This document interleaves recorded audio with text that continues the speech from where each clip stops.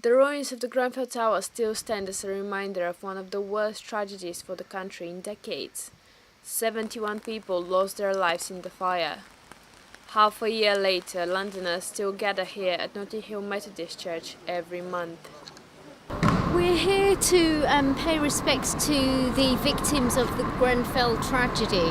I'm here to show my solidarity to all those people who have lost their close ones.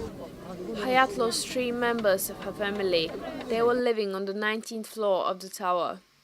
Yeah, I'm here for Grenfell justice, and then to grieve about my cousins who was here on the fire in Grenfell, and then his wife, his child, 3 years old, Amaya, Amal, and Hamonur. Sophie Barnes was reporting on the day of the fire.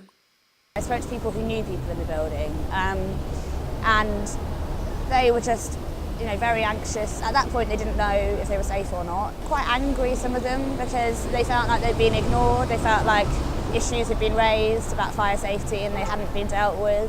People are demanding answers from the authorities and call for action against further disasters. These people who lost their tragic lives, their safety was neglected from day one due to cutbacks and the inequality lying in the system where that caters for the elitist rich. It's important to come and show support to the local community and also to, send a strong message to the government that they need to do more to protect these families in tower blocks. The disaster gave way to a public discussion about fire safety in tower blocks all around the UK. There are numerous fire safety issues, so there's fire doors that don't work properly, there's holes in walls, so fire and smoke. There's a lot of issues, and it extends far beyond cladding. It's inside as well. There's lots of issues in terms of the amount of fire safety issues there are that could easily become something bigger if a fire broke out.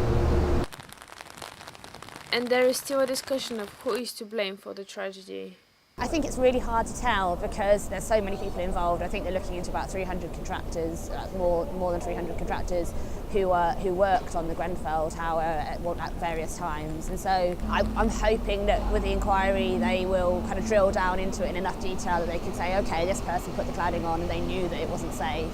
But it might be they put the cladding on and didn't even know it wasn't safe because the building regulations are so vague and really easy to misinterpret. It is still unclear of what exactly went wrong on the night of the 14th of June, but people will continue standing up for each other and demanding answers. For BBC London, Pavlena Todorova.